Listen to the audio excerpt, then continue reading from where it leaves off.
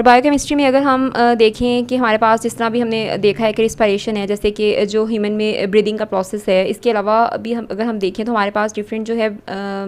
Biomolecules के breakdown, जिस तरह बायोमोलिक्यूल्स वो मॉलिक्यूल्स जो लिविंग बॉडीज़ में पाए जाते हैं, जैसे कि आपके पास डिफरेंट कार्बोहाइड्रेट्स हैं, लिपिड्स हैं, ठीक है, इन सब की ब्रेकडाउन, इनका बनना, ये सब चीज़ें मीन्स के ये जितनी भी आपके पास बायोमोलिक्यूल्स की ब्रेकडाउन भी होगी, उनकी फॉर्मेशन भी होगी, ये सारे जो प्रोसेस हैं ये हमारे पास जो है वो बायोकेमिस्ट्री के अंडर ही आएंगे। Now biomathematics. Biomathematics deal with the study of biological processes using mathematical techniques and tools. इसमें हम लोग क्या कर रहे होते हैं कि यहाँ पे डिफरेंट बायोलॉजिकल प्रोसेस जो हैं उनमें मैथमेटिकल जो हमारे पास कैलकुलेशंस हैं और जो मतलब टेक्निक्स हैं बेसिकली वो यूज़ की जा रही होती हैं। डिफरेंट बायोलॉजिकल मॉडल्स हैं जहाँ पे हम मैथ्स को यूज़ कर रहे होते हैं, मैथमेटिक्स को यूज़ कर रहे होते हैं। सिंपली अगर हम देखें तो हमारे पास जितना भी रिसर्च वर्क होता है, जो हम एक्सपेरिमेंटल वर्क जो है वो हम कोई भी एक्सपेरिमेंट करने के बाद जो भी हम अपना डाटा कलेक्ट करते हैं, मीन्स जो भी हम मटीरियल जो है हमारे पास आता है एक्सपेरिमेंट के बाद, और मतलब वो जितनी भी हमारे पास, जैसे हम अगर हम कोई रिसर्च कर रहे हैं तो उसके अंदर हमारे पास जितनी भी कैलकुलेशंस हैं और जो भी हम स्टैटिस्टिकल चीज़ें उस पर अप्लाई कर रहे हैं डिफरेंट, मतलब उसमें हमारे पास जो है उसमें मैथ्स की इन्वॉल्वमेंट होती है कि हम मैथ्स डिफरेंट हम वैल्यूज़ ले रहे होते हैं, डिफरेंट कैलकुलेशंस ले रहे होते हैं। तो वो सारी जो कैलकुलेशंस हैं बेसिकली वो आपको पता है कैलकुलेशंस बेसिकली क्या है, मैथ्स है, ठीक है। तो वो सारी जो है वो बायोमैथमेटिक्स के अंडर आती हैं, यानी कि जो डाटा बेसिकली हमारे पास जो भी मटीरियल आ रहा है उसको जब हम एनालाइज़ करते हैं, देखते हैं उसको after research, after experimental work, okay. Experimental work के बाद जब हम कोई भी डाटा इकट्ठा करते हैं, उसको एनालाइज़ करते हैं, तो उसमें जो बायोलॉजिस्ट हैं बेसिकली वो उस टाइम पे वहाँ पे मैथ्स को यूज़ कर रहे होते हैं। वहाँ पे डिफरेंट जो मैथमेटिक्स के रूल्स हैं उनको अप्लाई किया जाता है रिज़ल्ट लेने के लिए, ठीक है। कोई भी एक पर्टिकुलर रिज़ल्ट लेने के लिए जो है मैथमेटिक्स के डिफरेंट रूल्स को अप्लाई किया जाता है, ठीक है। यहाँ पर स्टैट्स भी इन्वॉल्व होती है, ठीक है, अदर डिफरेंट ब्रांचेस भी इन्वॉल्व होती हैं,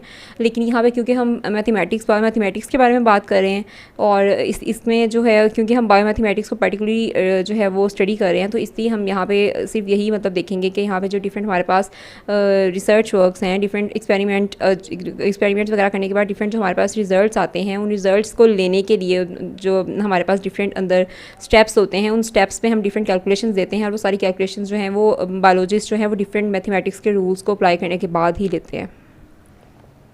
नेक्स्ट वन इज़ बायोजियोग्राफी। अगर हम इसका जो वर्ड है बायोजियोग्राफी का, इसका हम मीनिंग देखें तो हमारे पास bio means life, living things, ठीक है, geo mean earth, and graphy का अगर वैसे हम मीनिंग देखें तो राइट होता है, ठीक है। तो अर्थ के ऊपर, अर्थ पे जब हम देखते हैं कि अर्थ पे डिफरेंट जो लिविंग थिंग्स हैं वो किस तरह से मतलब रह रही हैं, उनकी एग्जिस्टेंस के बारे में, उनकी अक्रेंस के बारे में देखना, उनकी डिस्ट्रीब्यूशन को देखना कि डिफरेंट जो स्पीशीज़ हैं लिविंग ऑर्गेनिजम्स की वो डिफरेंट जियोग्राफिकल रीजन्स के ऊपर किस तरह से रह रही हैं, ठीक है, उनकी क्या ऐसे सर्कमस्टांसेस हैं कि वो वहाँ पे एग्जिस्ट करती हैं, ठीक है। और इसके अलावा जो है वो उनकी मतलब उनकी स्टडी करना प्रॉपर्ली, उनको देखना कि उनकी डिस्ट्रीब्यूशन को देखना, उनकी डिफरेंट जो उनकी थिंग्स हैं उनको स्टडी करना अर्थ से रिलेट करके, ठीक है। अर्थ के डिफरेंट आपको पता है सब कॉन्टिनेंट्स हैं, तो हर सब कॉन्टिनेंट में कुछ ना कुछ ऐसी स्पीशीज़ होती हैं जो किसी ना किसी सब कॉन्टिनेंट के जो है उससे स्पेसिफिक होती हैं, ठीक है। लाइन की कोई स्पीशीज़ होती है वो किसी जगह पे पाई जा रही होती है, कोई स्पीशी किसी एरिया में पाई जा रही होती है, तो उन डिफरेंट एरियाज़ के आप इसमें रिलेशन को देखना और उनकी जो है वहाँ पे जो बेसिकली लाइफ है उसको आप इसमें रिलेट करना, ये सारी चीज़ें जो है वो बायोजियोग्राफी में आती हैं। बायोजियोग्राफी में अगर हम देखें तो एवोल्यूशन को भी हम स्टडी कर रहे होते हैं, किस तरह से कि हमारे पास आपको पता है कि एवोल्यूशन जो है वो एवोल्यूशन में हम जो है वो हमारे बैक जो एनिमल्स जो हैं वो ऐसे एनिमल्स जो हमारे पास पहले थे, ठीक है, वो ख़त्म हो चुके हैं, एंशियंट हो चुके हैं, ठीक है, वो उन सब एनिमल्स उनके बारे में भी और उनको लेके हम अपने जो अब के एनिमल्स हैं मॉडर्न लाइफ में, मॉडर्न एज में जो हमारे पास एनिमल्स हैं उनके बारे में स्टडी करना। मीन्स इसमें अगर हम सिंपली देखें तो अगर हम देख रहे हैं कि हमारे पास अगर मंकी को हम ले रहे हैं, मंकी की स्पीशी जो है वो पहले ओल्ड जो हमारे पास एज थी उसमें किस तरह के थे और मॉडर्न टाइम में जो मंकीज़ हैं उनमें क्या एवोल्यूशन आई, ठीक है, वो किस तरह के उनमें फ़ीचर्स, कुछ ऐसे फ़ीचर्स हो सकते हैं हों जो डेवलप हुए हों अकॉर्डिंग टू डिफरेंट जो इन्वायरमेंटल कंडीशंस हैं, ठीक है। तो मतलब इस तरह स्पीशीज़ की जो एवोल्यूशंस आती हैं उनके बारे में भी स्टडी हम करते हैं बायोजियोग्राफी के अंदर। और इसके अंदर जो है वो हम लोग अगर जियोग्राफी का वर्ड पर्टिकुलरली हम देखते हैं तो जियोग्राफी जो है वो सिंपली हम अर्थ में और जो बेसिकली लैंड है उसकी डिस्क्रिप्शन है, अर्थ की डिस्क्रिप्शन है कि अर्थ के डिफरेंट एरियाज़, जो लैंड के डिफरेंट एरियाज़ हैं उनका आपस में रिलेशन। इसके अलावा जो है वो उनके फीचर्स को स्टडी करना, ठीक है, उनके अर्थ की सरफेस जो है उसके बारे में सारा स्टडी करना। और ह्यूमन जो है वो उसका क्या रोल है उसमें, और मतलब ह्यूमन जो है उनकी डिफरेंट एक्टिविटीज़ जो हैं वो क्या अफेक्ट कर रही हैं अर्थ को, इन्वायरमेंट का इंट्रैक्शन देखना साथ, मतलब ये सारी चीज़ें जो हम जियोग्राफी में स्टडी कर रहे होते हैं। और जब हम बायोजियोग्राफी इसको कह देते हैं तो हम लिविंग थिंग्स को अर्थ के साथ साथ, मीन्स के अर्थ की चीज़ों की स्टडी कर रहे होते हैं लिविंग थिंग्स को साथ लेके। ये लिविंग थिंग्स कोई भी लाइफ जो है वो कहीं किसी अर्थ के किसी भी जगह पे कोई लाइफ एग्जिस्ट कर रही है तो उसकी हमने कि वाई, हाउ, ठीक है, इन सब चीज़ों के बारे में देखना कि क्यों एग्जिस्ट कर रही है, कैसे एग्जिस्ट कर रही है, इसके क्या सर्कमस्टांसिस हैं, अगर ये सिर्फ यहाँ पे इसी जगह पे है, इसी एरिया में लैंड के पाई जाती है तो ऐसी क्या वजूहत हैं कि ये इसी एरिया में पाई जाती है। जैसे आपके पास पोलर बियर है तो वो आपके पास कोल्ड एरियाज़ में होते हैं, ठीक है। तो इस तरह डिफरेंट चीज़ों के बारे में देखना कि वो अगर वहाँ पाई जा रही है तो उनकी क्या ऐसे करैक्टर्स हैं जो उनको वहाँ पे जो है वो सपोर्ट कर रहे हैं, उनको सर्वाइव में करने में हेल्प कर रहे हैं। अगर वो बाकी अर्थ के एरियाज़ में नहीं पाई जा रही तो ऐसी क्या मतलब वजूहत हैं कि वो वहाँ पर नहीं पाई जा रही है। हमें पता है कि डिफरेंट स्पीशीज़ जो है वो, अगर हम अफ्रीका के को देख रहे हैं तो डिफरेंट जो हमारे पास स्पीशीज़ हैं वो अफ्रीका में ही स्पेसिफिकली पाई जाती हैं और वो अर्थ के बाकी एरिया से आपको नहीं मिलती। तो इस तरह से वो चीज़ें जो हम देख रहे होते हैं, हम अर्थ पे बेसिकली डाइवर्सिटी जो है अर्थ के ऊपर लिविंग ऑर्गेनिजम्स की, उस वो जो डाइवर्सिटी मीन आपके पास जो उसमें वैरायटी है, ठीक है, तो उस वैरायटी को स्टडी करना, उनकी डिस्ट्रीब्यूशन को देखना कि किस तरह से डिस्ट्रीब्यूट हुई हैं, कौन सी स्पीशीज़ जो हैं वो किस जगह पे पाई जा रही हैं, किस कॉन्टिनेंट में कौन सी स्पीशी है, कॉन्टिनेंट के किस कंट्री में कौन सी स्पीशी है, ठीक है, उनके बारे में देखना, उनकी स्टडी करना, ठीक है, उनकी हैबिटेट्स जो नेचुरल हैबिटेट है उसको देखना, ठीक है। हैबिटेट बेसिकली वहाँ जहाँ पे हैबिटेट बेसिकली क्या होता है कि कोई भी स्पीशी जहाँ पे रह रही होती है, ठीक है, जो नेचुरली जहाँ पे वो रह रही होती है, तो वो जो बेसिकली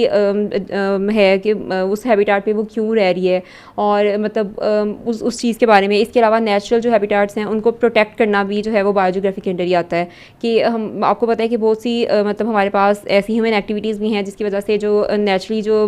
हैबिटेट्स हैं वो